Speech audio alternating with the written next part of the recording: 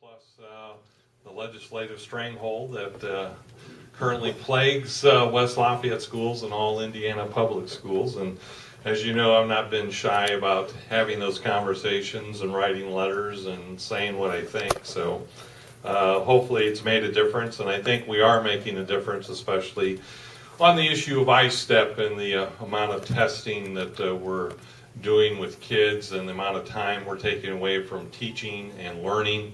And the only thing we're doing is just making better test takers. We're not doing a better job in Indiana of educating our children to be critical thinkers and to be able to problem solve. We're just letting them fill in one of four bubbles, and hopefully they're getting it right, and if they're not, we don't know if they're guessing or they actually have the knowledge. And as all of you know in education, that the greatest assessment tool ever made by God is the teacher.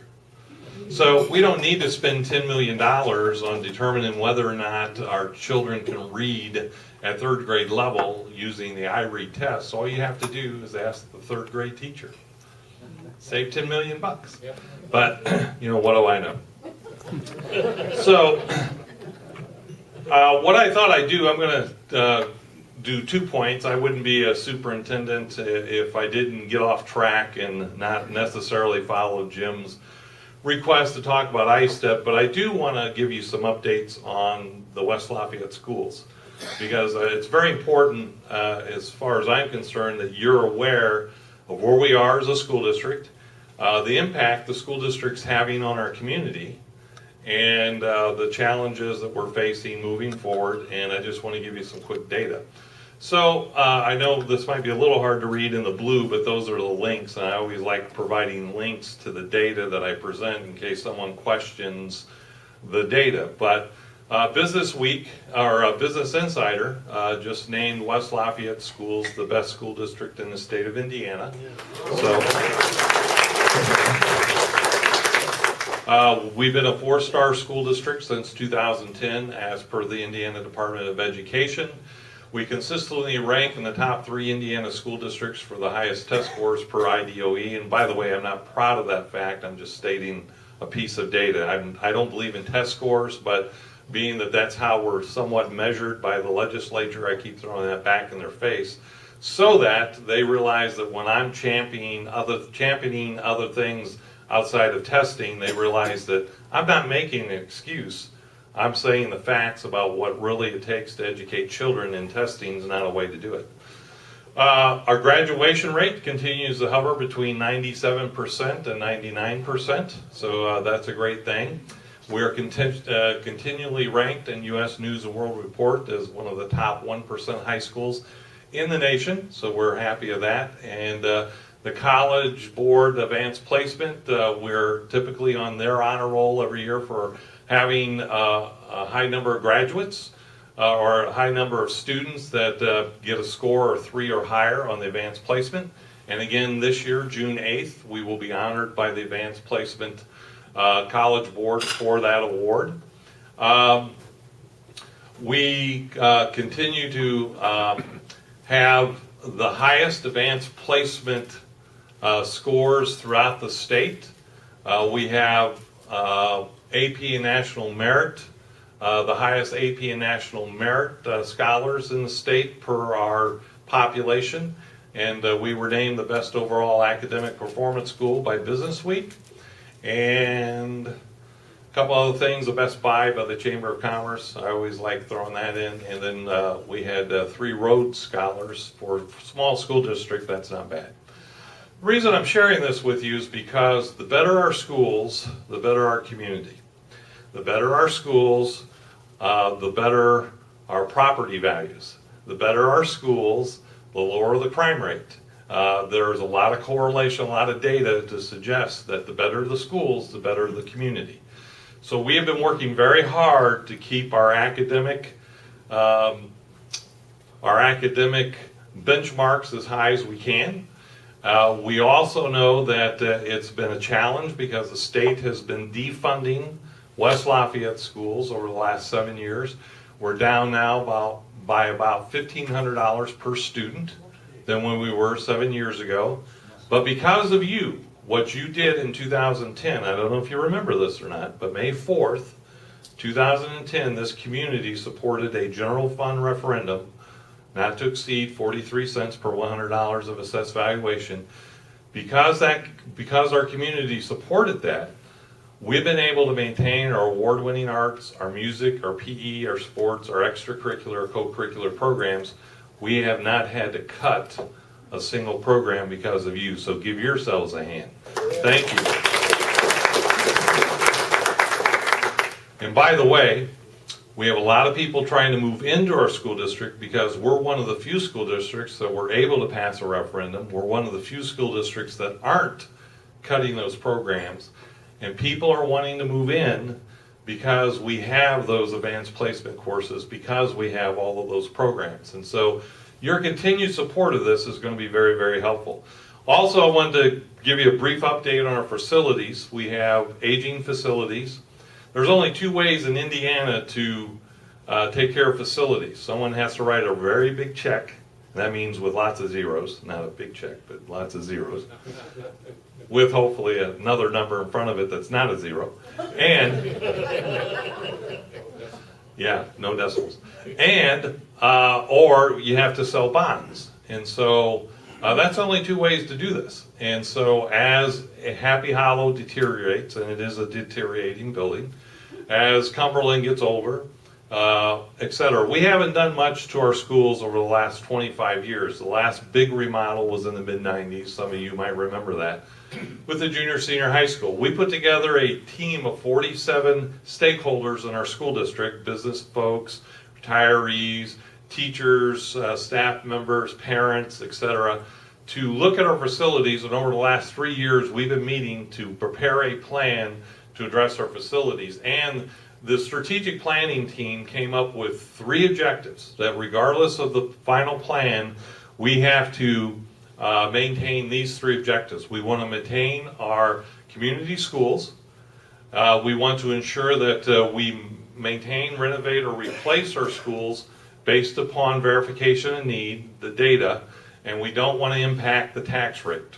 So I think those are all very good parameters to follow, and we think we have a plan that accommodates all 3. You might want to put this down. You're the first to hear this, I think.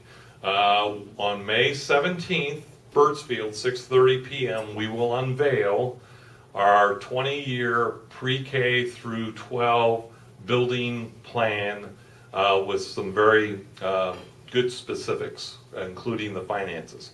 So if you have a chance, Birdsfield, May 17th, 6:30 p.m., come out and hear what we're going to unveil. I want to share this with you. It's a little bit of data before I get into ISTEP because a lot of people aren't aware of this. Over the last 7 years, I've been telling you people have been trying to get into our school district. This is our enrollment growth over the last 7 years.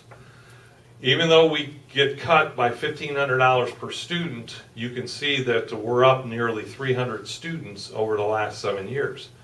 So if you add 300 students to a school district with only 3 buildings, classes are getting smaller. We have to hire teachers. Where's that money coming from? The money's coming from the general fund referendum that all of you supported 7 years ago, because 7 years ago we saw this coming. And so we prepared ourselves, and we appreciate the support that we have received from our community on this. We did a demographic study. It looks like that we're going to continue to grow. So our goal in our facilities plan is to add about 25 to 30% growth capacity. So as people continue to move in, we will have room and we can maintain good class sizes so teachers have the time to teach and students have the time to learn. So that's our goal. Currently, all of our classrooms are full. We are now at or over the recommended building capacity at every one of our schools, all 3 of them. We have decreased transfer tuition enrollment. Now it's well over 30%. This year alone, I have turned down over 100 requests of transfers into the school district because we don't have room. And when I came here, we were about a little over 200 transfers. We're down now to about 120 transfers, and that continues to shrink. The people that are moving into the school district are finding housing. And speaking of which, I don't know if you've heard about the housing boom in West Lafayette. Have you noticed the big houses going up. If any of you just did refinancing of your house to get a better mortgage rate, I just did that. My house value over in University Farms in I did a year and a half ago, I did a home equity loan. And so I had to have an appraisal. Then the rates came down, so I just refinanced my house. My house value went up $30,000 in the last year and a half. And I didn't do anything to it, other than buy a motorcycle. Yeah. I'm just telling you that the house values are increasing because property's at a premium to get into the school district. And again, it's because of your support and the work we're doing in our schools. So all of our ancillary facilities are out of room, so we're trying to deal with all of this and get ready for updating our facilities. We think we can do everything within the global parameters that the strategic planning team put together for just under $50 million. And we can do that without impacting the tax rate. And I just want to show you briefly this tax rate. In 2009, we were at $1.70. 2014, we're at a little over $1.26. If we maintain our general fund referendum that we currently have now, which by the way expires at the end of 2017, if we just maintain that, we keep it, and we do the $50 million project, because we have the debt going off the books in a couple of years from the 1990s remodel of the junior senior high school, we can get everything done, continue to do what we're doing, and still bring the tax rate down to about $1.24. That includes the $50 million renovation of all of our schools, and that includes maintaining our 43 cent per $100 assessed valuation referendum. By the way, I didn't say this. Even though you approved a 43 cent rate, not to exceed 43 cents, our general fund referendum rate has never been over 37 cents. We've never gone to the 43 cents that you approved back in 2010 because we have found efficiencies in other ways. We've been decreasing energy costs. We have been shopping health insurance. I'm not proud of this fact, and it's because of the legislative stranglehold, and we're going to talk now about ISTEP, but I've lost over 1,000 years of teacher experience, people leaving the profession or retiring because of what Indianapolis has done to public schools. So that has been a large turnover of staff, and when that happens, then you have a lower cost of personnel. I'm not proud of that fact, but that has helped us with the whole funding piece. So what's next for public education? What will it take to move decision making away from the State House and back to the schoolhouse? I like that little cartoon. It's going to take leadership. It's going to take people standing up and saying enough is enough. We want our children to receive a well-rounded education where they're critical thinkers, problem solvers, they can work well in teams, they're ready for their future, and ISTEP is not a way to get there. It will take educating the general public on the Indiana's quote-unquote accountability model, and I think that there are 3 points to that accountability model. I'm just going to focus on ISTEP and standardized testing. Here's a clip from Rise Above the Mark. If you haven't seen it, this is a movie that we generated a couple of years ago to explain what's been going on in public education and the legislative issues facing public schools. Let me just play a clip from this for the standardized testing, and hopefully I lost my sound. I knew that was going to happen. Hang on just a second. See, if I don't get to this pretty quickly, my computer shuts down, and Bluetooth shuts down, and hopefully that'll work now. Let's see if that'll work. I started going to Morton Elementary School in West Lafayette and had Mrs. Hazard as my teacher, and Mrs. Hazard made me laugh. She made me enjoy reading. She made me just really get excited about school. But she would have this talent to change voices to get these characters out of these books, and she would make that book come alive. And that stood out with me because it was new. It was a new feeling that I'd never had before. That feeling was the thrill of learning. Today, Margaret is a principal in the same Indiana school system she attended as a child, one of many systems facing the pressure of standardized tests, like the primary Indiana test called ISTEP. We are spending far too much time now doing things that are not those magical moments. And one of the benefits that I found in my 6th grade year with Mr. Ruth was that testing didn't have to be paper and pencil. It was out in the woods, and it was, identifying things that he had talked about, and it was, why can't you integrate all those things that you've learned into a final on the run in the woods? So that's how it felt to me. It didn't have to be an ISTEP in a book. Standardized testing is the new bully in school, pushing and prodding to make the grade, leaving no time or energy for classroom creativity. Inspiration cowers in the corner, a forgotten wallflower of public education. In Indiana, we have the most noxious feature now, this 3rd grade reading requirement, that if a student doesn't pass this I Read 3 test, they will be held back. Ridiculous pressure to place on a child in 3rd grade. It's just astonishing.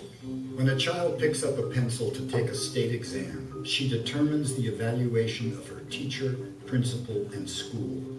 Pressure is placed on teachers and schools to become test prep factories. Most disconcerting is the unfair and unnecessary burden placed on the shoulders of a child. The problem we have with testing in this country today is that, number one, we're using the wrong kinds of tests, and number two, we're using the tests in the wrong kinds of ways. What the standardized test does over time is that it rewards conformity, it rewards people who can pick the right bubble, 1 out of 4 bubbles. It punishes divergent thinking, it punishes creativity, it punishes originality. And if you think about what that's going to do to this country over the long haul, we are raising a generation of children who've been taught that there's only one right answer, there are no shades of gray, and that they must always pick the right answer or they'll be punished, their teacher might be fired, their school might be closed. This is absurd. Students answer questions designed by measurement experts, not their teacher. They lose more than a week of their education to take time for testing, so their teacher can be ranked and sorted on a bell curve and assigned a number. And after all that effort and time, the teacher evaluation number merely replicates information the principal already knows.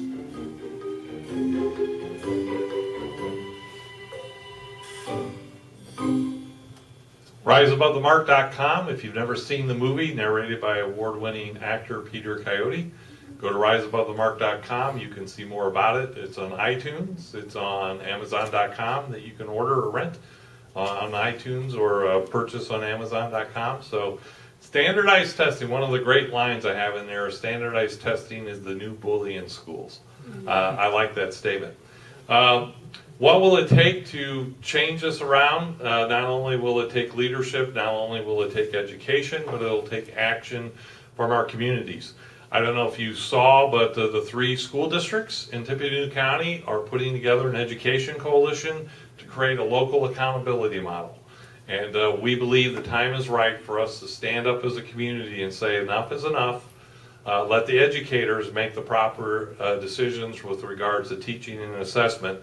Let us present to you a model that makes sense and that's driven by the professionals in the classroom, not by a testing company or by legislators in Indianapolis. It will also take determination by everyone. This is not going to be an easy lift because there is so much money following this effort for standardized testing. Anyone know how much the United States spends on standardized testing throughout the nation in the course of a year? Anyone want to guess? A bell. $67 billion. Now, can you imagine if we took that $67 billion and reinvested that into early childhood, reinvested that in professional development, raising the standards for the teaching profession? Might be a better way to go, I think. So what will it take to move education decision-making away from the state house back to the schoolhouse? It's going to take leadership, education, advocacy, and determination. And the reason I put all that together is because it will take leadership. We have to lead the way. And so what I'm proud of in West Lafayette schools is my school board, our community, likes leading and likes going the pathway that's best for kids and best for teachers, best for education. So what are the issues with ISTEP? Just quickly, give you a couple of things. The ISTEP assessment is flawed. And one of the reasons it's flawed is because it changes every year. So how can you continue to compare last year to this year if you have a different assessment every year? It's different. ISTEP is being used to rank schools, to measure school success and evaluate teachers. And ISTEP standardized testing was never invented to measure or evaluate teachers in the closed schools. It'd be like me standing in a garage hoping to be a car. It doesn't work. Standardized testing was not invented to do that, and I don't know if you saw the article a few months ago, the person that authored the legislation back in the 80s for ISTEP, he said, I didn't author it to do this. The reason ISTEP was invented in the first place was for diagnostic purposes, so teachers could figure out where students were at any given time, and of course this whole thing has morphed into something much greater. And then there's this, in my opinion, inappropriate labeling of schools failing. And if you don't have a reliable and a valid test, it's not appropriate to use that to say that these schools are succeeding and these schools are failing. So we have a faulty accountability system, and it's negatively impacting our communities across the state. Some words that I give to legislators and to folks I speak with is that we should not use standardized tests to regulate student, teacher, and school corporation effectiveness. It's not an appropriate way to measure effectiveness. There's no educational value in the scores that we get from ISTEP. Whenever a parent gets an ISTEP score and they call me, I ask them, what does that tell you? Does that tell you anything? If you really think about it, the ISTEP score really tells you nothing about how your child is doing compared with the rest of the state or the rest of the country. It's really a ridiculous exercise of futility, in my opinion. And there's no educational value in ranking schools. And those of you that are statisticians know this. The only fair way to rank schools and to compare schools is if you have two schools that have similar demographics, similar populations. We're all educating kids in a different way and from a different population, different numbers.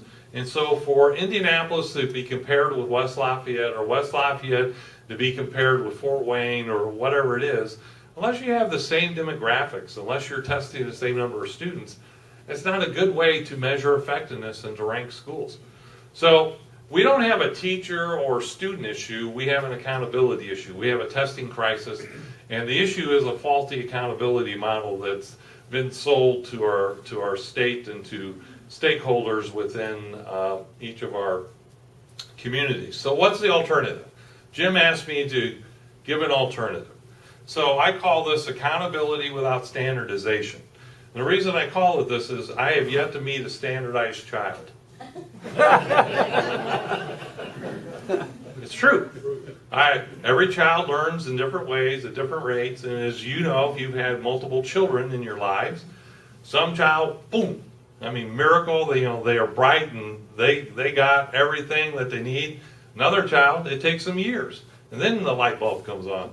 And then there's other children, you're waiting for the light bulb to come on. So what should we do with the 67 billion, or what should we even do in Indiana with over the 100 million that we've spent on standardized testing? All the research shows, especially at-risk children, if we were to invest in early childhood, we would save about $7 on the back end of education funding and remediation. So for every dollar you invest in early childhood, you save $7 on the back end in remediation. I think that's a pretty good investment. We should look at formal assessments, and formal assessments is information that we can get right away about what the child knows at a particular time, and we look at how far has the student gone over their academic year. Pre-test, mid-test, post-test, a formal assessment, real short, and let's measure student learning over time, not this light switch on and off, pass or fail ISTEP that we're giving to our kids.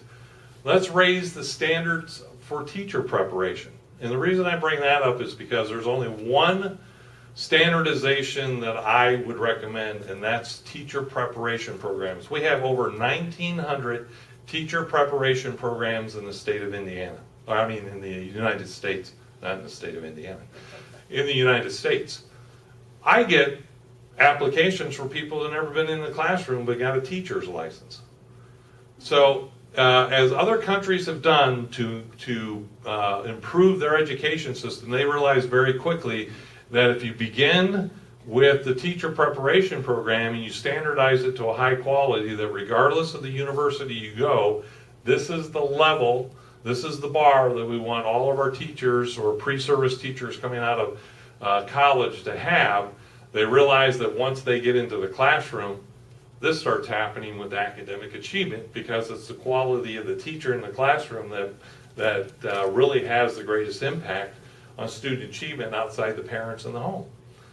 So raise the standards of teacher preparation programs, and then give professional educators autonomy and mastery. Allow them to make the decisions of what's best for their kids. And then there are, I again use some data here or research citations, because these are places that I go to look to help me formulate my opinions based upon live data. So I leave that with you. Here's my information. If you would like more information or a copy of this, feel free to email me. I'd be happy to send it to you, and I'd be happy to entertain any questions or comments that you might have. Thank you very much. Yeah. Oh, look at that. Hands are going up. Go ahead. Okay. Question. Yes.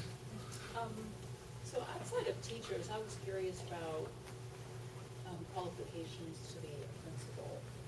So, for example, my sister, who's retired and taught for many years in Connecticut, had said there was a trend towards the principals really not having any classroom experience.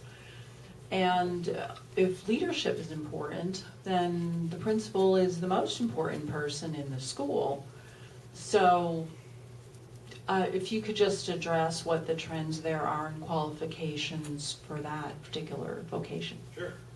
Question is about the trends towards qualifications of being a principal in the public school.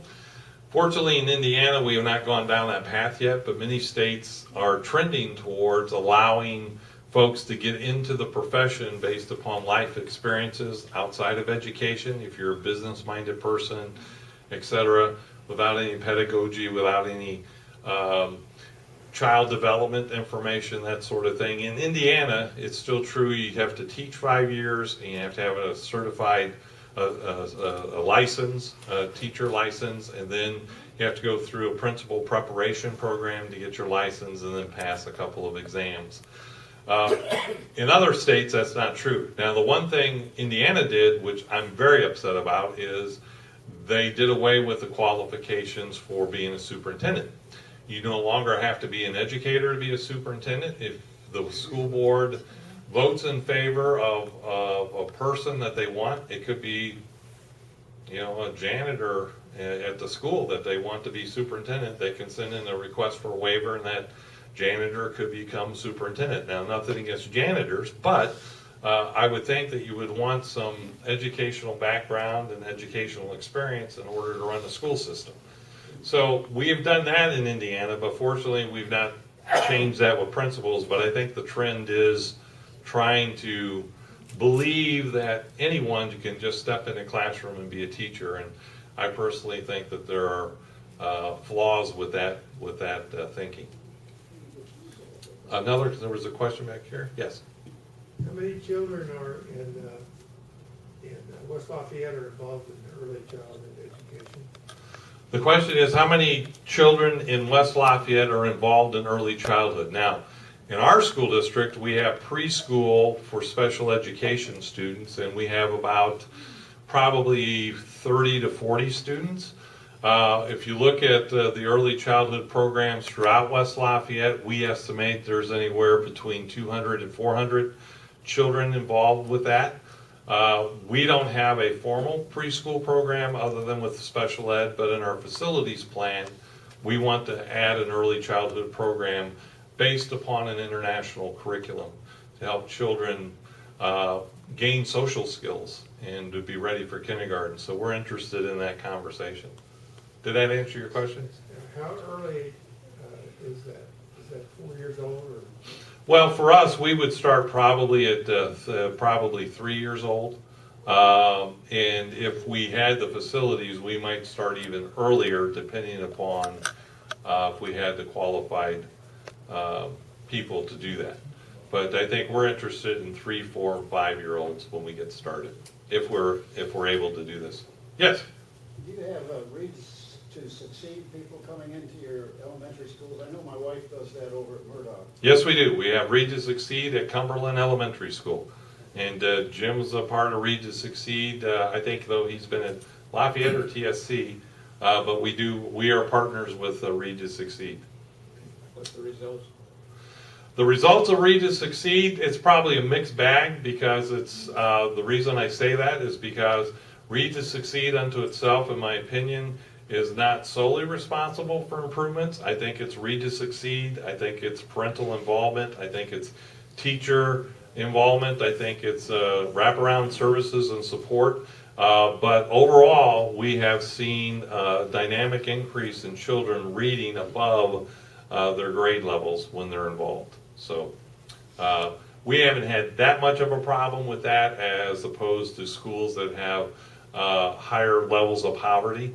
Although we're getting there. When I came here, our free and reduced lunch population was about 7%. We're now at over 20%.